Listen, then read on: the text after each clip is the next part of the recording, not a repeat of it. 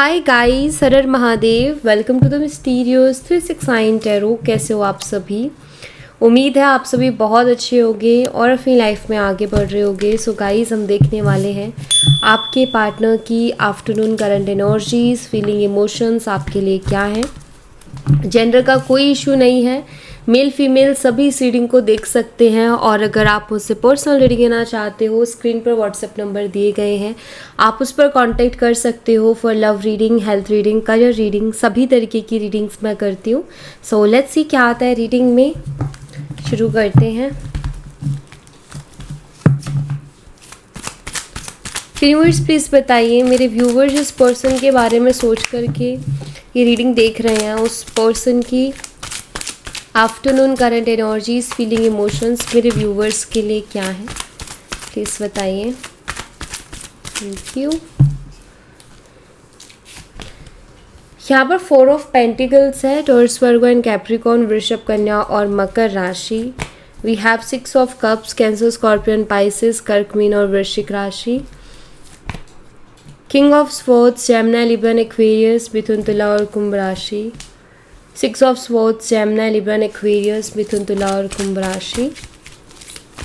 Let's see, ये मैं लूँगी। Ace of pentacles, Taurus, Virgo and Capricorn, वृषभ, कन्या और मकर राशि। The magician, all sign and यहाँ पर 2 कार्ड्स हैं।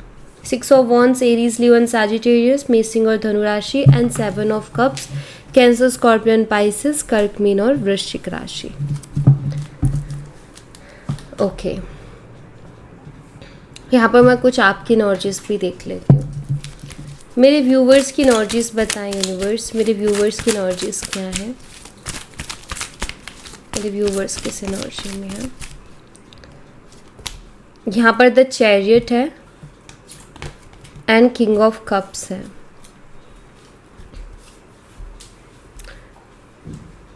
देखिए, ये जो रिश्ता है, मुझे लगता है इसमें चैलेंजेस बहुत हैं और शायद ये बात आप खुद भी जानते हो कि इस रिश्ते में चैलेंजेस बहुत हैं, लेकिन इस रिश्ते में सक्सेस के भी चांसेस हैं। ये भी मुझे दिखाई देता है कि ये रिलेशनशिप सक्सेसफुल भी हो सकता है। जैसे अगर आप दोनों ने चाह लिया कि आप दोनों को एक दूसरे के साथ रहना है, इस रिश्ते को आगे ले करके जाना है, तो डेफिनेटली ये रिश्ता आगे जा सकता है, ये रिश्ता सक्सेसफुल हो सकता है।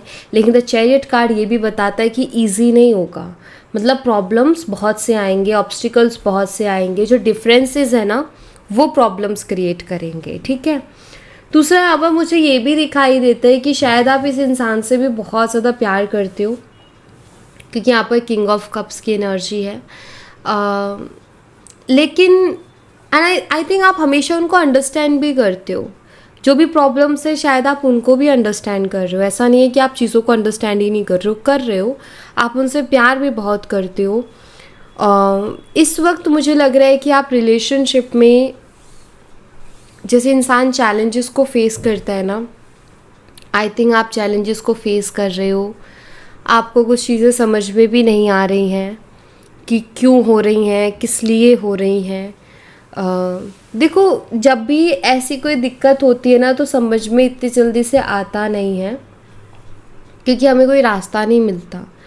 और शायद आपके पर्सन का भी साथ नहीं मिल रहा है, वो भी कुछ स्ट्रांगली आपका साथ नहीं दे रहे हैं। सो इस वजह से और थोड़ा आप ऐसा हैवी फील कर रहे हो कि ये इतने प्रॉब्लम्स हैं, इतने चैलेंजेस हैं। द व्हील ऑफ फॉर्चून की एनर्जी है। बहुत बार तो आपके मन में ये भी ख्याल आता है कि क्या हमारा कोई क्या हम दोनों डेस्टाइन पार्टनर हैं, क्या हमारी डेस्टिनी एक दूसरे के साथ ही है, हम एक दूसरे के लिए ही बने हैं। बहुत बार ऐसा ख्याल आता है आपके मन में।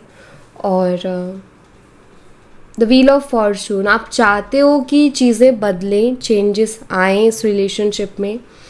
और आई थिंक आपने अभी सरेंडर किया हुआ है, क्योंकि मुझे सरेंडर वाली एनर्जी ज़्यादा दिख रही है। तो ऐसी कुछ एनर्जी दिख रही है। और व्हील ऑफ फॉर्चून से मैं आपको एक और चीज़ बता दूँ, कुछ बड़े चेंजेस आने वाले हैं गाइस। ठीक है, कुछ बड़े चेंजेस। क्वीन ऑफ पेंटिकल, मुझे ऐसा लगता है कि आपके करियर में कुछ अच्छे और बड़े चेंजेस आने वाले हैं।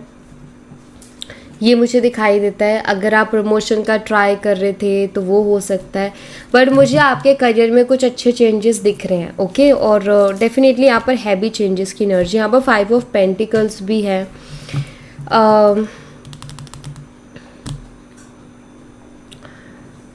मुझे ऐसा लगता है कि कुछ चीज़ें ऐसी रही है जो आपके पार्टनर ने समझी नहीं, कुछ ऐसी आपकी फीलिंग्स, कुछ ऐसी आपकी भावनाएं रही हैं जिनको शायद आपके पर्सन ने कभी अंडरस्टैंड ही नहीं किया, कभी समझा ही नहीं।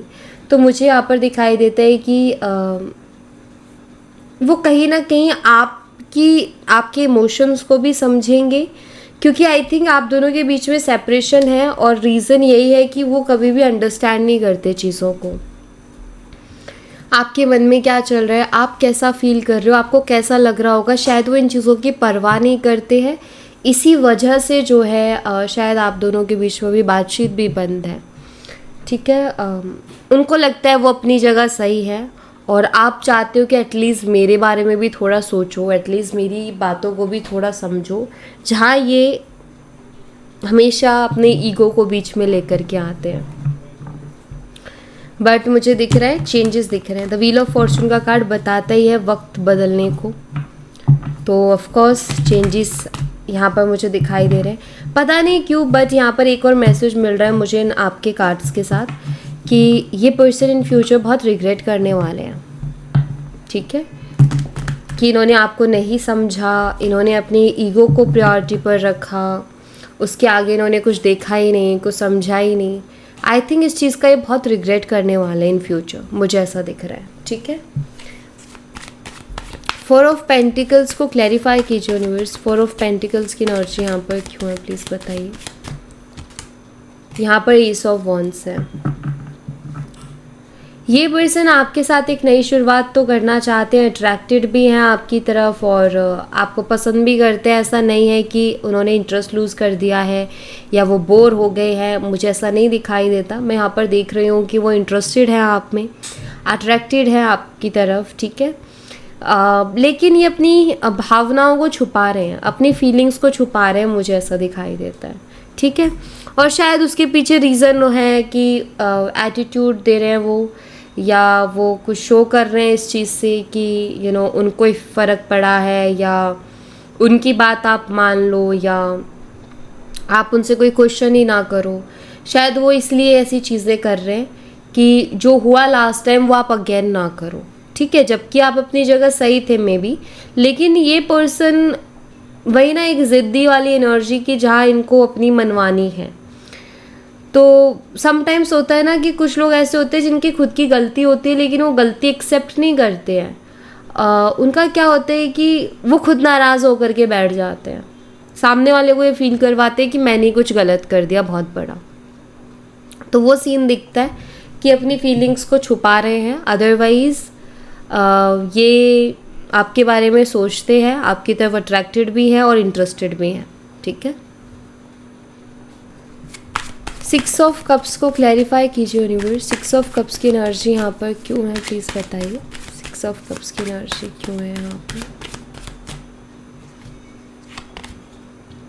ओह, 6 ऑफ कप्स को 6 ऑफ कप्स ही क्लैरिफाई कर रहा है। ब्यूटीफुल। आप लोगों का एक सोलमेट कनेक्शन हो सकता है जहाँ तक कि मैं देख रही हूँ, या पास्ट लाइफ भी हो सकता है। मतलब पास्ट लाइफ आप दोनों शायद ओल्ड सोल्स हो, पहले भी मिले हो, अब भी मिले हो। सो यहाँ पर सोलमेट भी दिखता है और पास्ट लाइफ कनेक्शन भी दिखाई देता है। And 6 of cards, 6 of cups का कार्ड ये भी बताता है कि आपके पर्सन बहुत ज़्यादा मिस कर रहे हैं आपको, आपके साथ बिताए हुए वक्त को बहुत ज़्यादा याद कर रहे हैं। मतलब उनके दिमाग में वो अच्छी जो मेमोरीज़ है ना आपके साथ जो बनाई थी, वो इनके दिमाग में बहुत ज़्यादा घूम रही है। तो मतलब इन कार्ड्स का आने का मतलब ये है कि ये पर्सन कहीं ना कहीं आपको याद कर रहे हैं या आपको मिस कर रहे हैं। ओके, किंग ऑफ स्वॉर्ड्स को क्लैरिफाई कीजिए यूनिवर्स। किंग ऑफ स्वॉर्ड्स की एनर्जी यहाँ पर क्यों है, प्लीज़ बताइए। द टावर,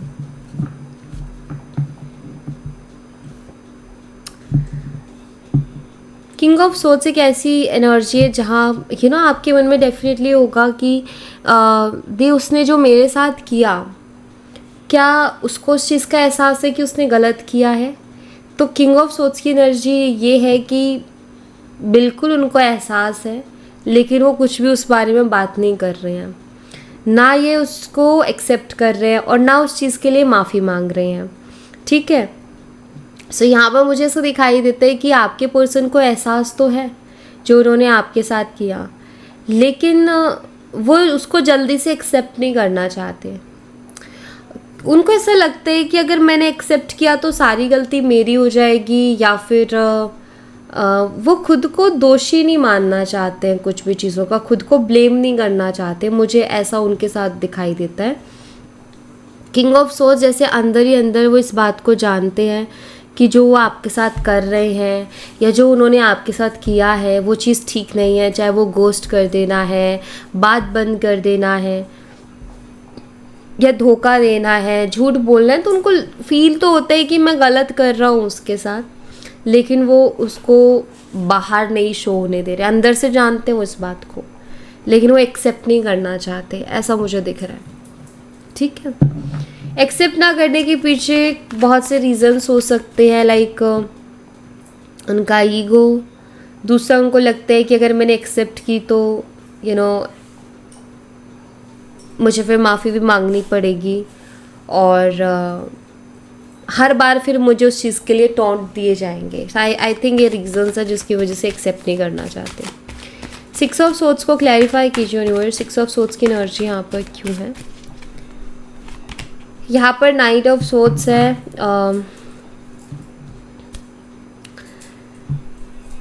इस इंसान के लिए भी चीज़ें बहुत मुश्किल हो रही हैं। ऐसा नहीं है कि उनके लिए बहुत इजी है, तो इजी है कि आपसे बात बंद कर दी और अब वो खुश है अपनी लाइफ में। नहीं, मतलब जैसे आपके लिए उनसे दूर रह पाना इजी नहीं हो रहा है ना, वैसे ही उनके लिए भी नहीं हो पा रहा है। ठीक है, यहाँ पर हो यूँ रहा है कि आप चाहते हो कि ये पर्सन एक्सेप्ट करे अपनी गलती को, आप चाहते हो कि ये पर्सन एफर्ट डाले इस रिलेशनशिप के लिए, क्योंकि गलती उसकी है। ठीक है, लेकिन वो ये चीज़ कर नहीं रहे हैं।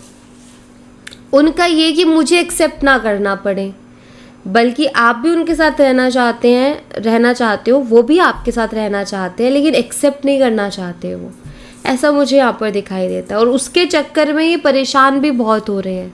इनका मन नहीं लग रहा, और इनके लिए चीज़ें मुश्किल भी हो रही हैं, क्योंकि कहीं ना कहीं याद तो आएगी ना। इतना आसान थोड़ी ना कि किसी के साथ रह करके, किसी से बात करके फिर उसको भूल जाना, इतना भी ईजी नहीं है।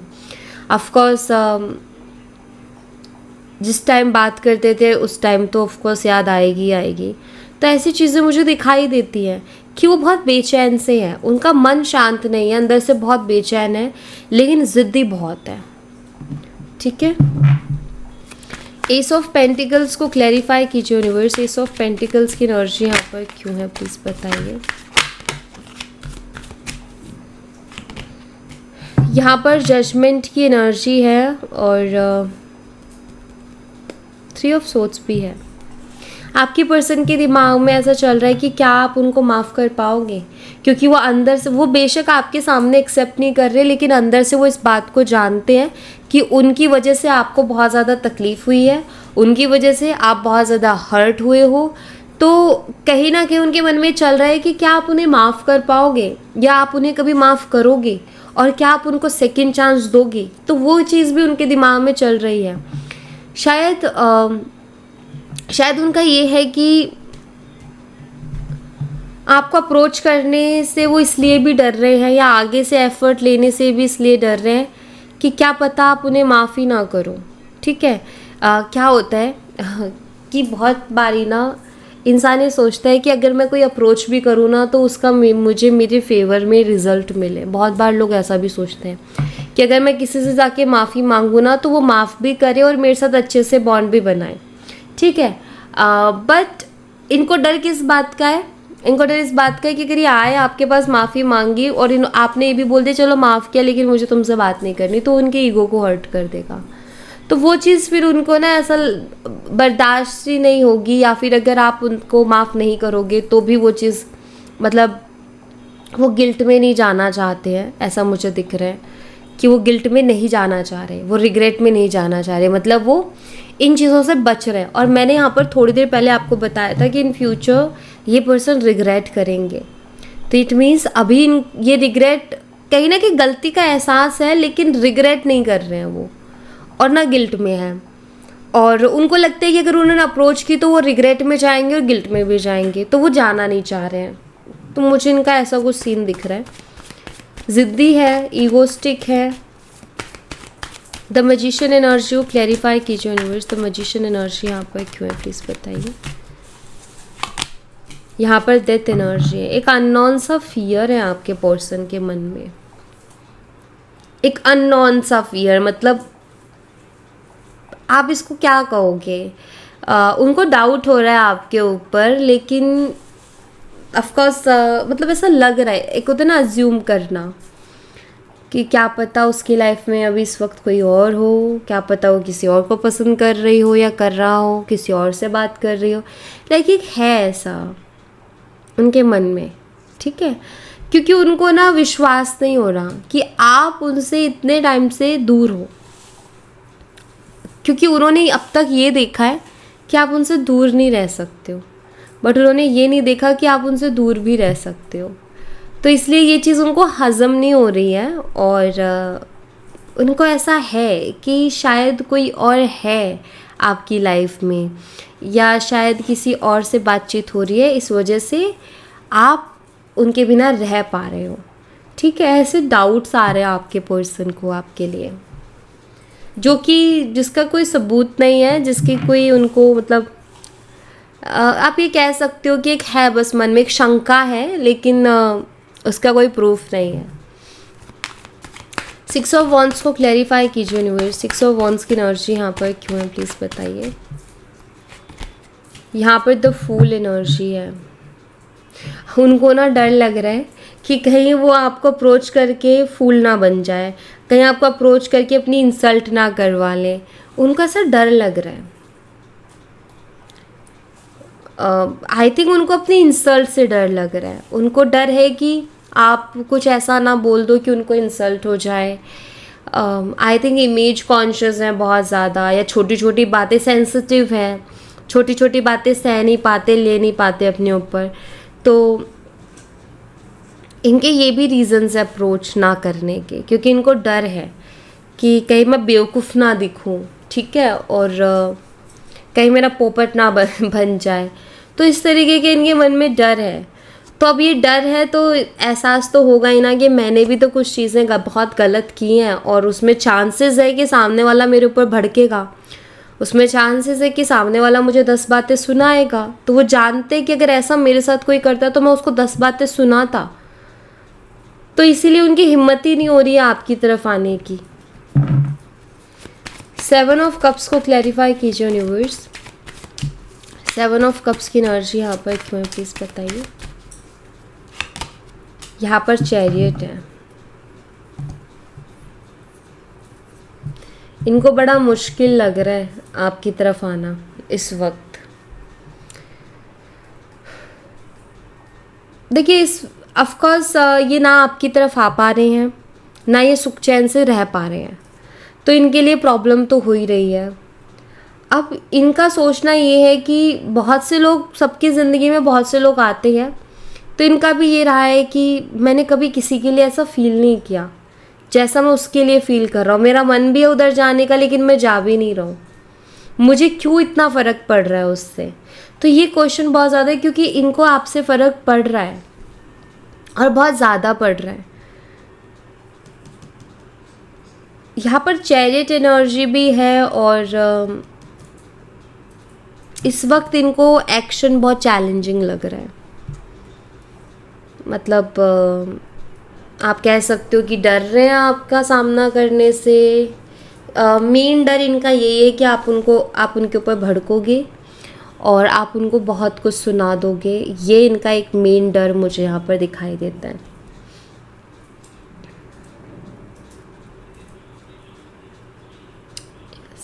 ओके,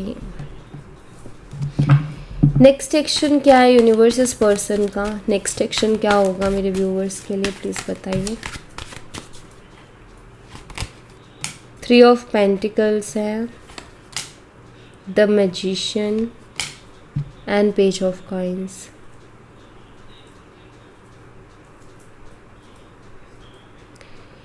ये सॉरी बोलेंगे आपको इन फ्यूचर, ठीक है? इन फ्यूचर ये सॉरी बोलेंगे और कुछ ऐसा होगा इनकी लाइफ में जिसके बाद इनको ये लगेगा कि मुझे इनको ये लगेगा कि इनको आपसे आके सॉरी बोलना चाहिए, क्योंकि कुछ ऐसा होगा लाइफ में जो इनको ये फील करवाएगा कि सॉरी बहुत छोटी चीज़ है और इसको बोलने से कोई छोटा नहीं हो जाता। तो ये सॉरी बोलेंगे आपको आके, ठीक है? जैसे समटाइम्स ऐसा होता है ना, कुछ इंसिडेंट ऐसे हो जाते हैं हमारी लाइफ में जब हमें लगता है कि यार मैं कुछ ज़्यादा ही सोच रहा था, इतना नहीं सोचना था, मुझे जाके डायरेक्ट डील करनी थी। तो वो आई थिंक मोमेंट आएगा एंड देन ये सॉरी बोलेंगे, ठीक है? हो सकता है, क्योंकि जैसे मुझे दिख रहा है रिग्रेट का, शायद आप उनको माफ़ भी कर दो, शायद आप उनको कुछ सुनाओ भी ना, लेकिन आपका बिहेवियर थोड़ा बदला रहेगा। आई थिंक आप बदले हो थोड़े से और आपका बिहेवियर भी चेंज हुआ है। मतलब आपको खुद को ऐसा लगता है कि मैं उसके साथ पहले के जैसे, मैं उससे प्यार करती हूँ या करता हूँ, लेकिन मैं पहले के जैसे कनेक्ट नहीं हो पाऊँगी या नहीं हो पाऊँगा एकदम से। तो शायद आपका बिहेवियर थोड़ा बदला हुआ सा लगेगा उनको, जिसके बाद वो थोड़ा रिग्रेट करेंगे। मुझे लगता है कि कहीं मैंने उसको खो तो नहीं दिया, कहीं उसकी फीलिंग्स तो मेरे लिए ख़त्म नहीं हो गई। इस तरीके की चीज़ों को लेकर के फिर वो करेंगे रिग्रेट कि मैंने क्यों किया ऐसा एंड ऑल। सो कभी कभी कुछ चीज़ें ना हम खुद नहीं करते गाइस, हमसे करवा दी जाती है। तो जैसे ही आपका जो ये बिहेवियर आएगा ना एकदम से, कि आप उनको सुनाओगे तो नहीं, लेकिन आप इतना ज़्यादा इंटरेस्ट भी शो नहीं करोगे, तो वो आप खुद नहीं करोगे, लेकिन वो हो जाएगा। और होने के बाद आप भी ऐसा फील करोगे कि मैंने ऐसा क्यों किया। लेकिन क्या होता है ना कि कुछ चीज़ें हम नहीं करते, हमसे करवाई जाती है। तो वही होगा, और वो इसलिए ताकि आपके पर्सन जो है उनको चीज़ें ईजी ना लगे कि अरे कितना ईजी था माफ़ी मांगना, कितना ईजी था, उसे तो माफ़ भी कर दिया, सब कुछ कितना ईजी था। टफ लगना बहुत ज़रूरी है, क्योंकि जब ऐसा लगता है ना कि यार एक बार बात बिगड़ती है तो फिर उसको दोबारा से अच्छा करना बहुत मुश्किल हो जाता है। तो इंसान दोबारा गलती करने से पहले सोचता है कि पिछली बार बहुत मुश्किल हो गई थी और वो मानी नहीं थी या माना नहीं था, तो इस बार मुझे बहुत सोच समझ के चलना है। तो इसलिए शायद वो चीज़ें होंगी, और वो इंटेंशनली नहीं होंगी, आप इंटेंशनली नहीं करोगे, वो ऑटोमेटिकली होंगी, ऐसा मुझे दिखता है। ओके, सो या thank you so much guys. ये थी आप लोगों के लिए एक छोटी सी रीडिंग। आई होप आपसे रेजोनेट की हो, आई होप आपको पसंद आई हो। रेजोनेट की हो तो मुझे बताना ज़रूर कमेंट बॉक्स में, पसंद आई हो तो लाइक ज़रूर करना, चैनल को सब्सक्राइब करना मत भूलना।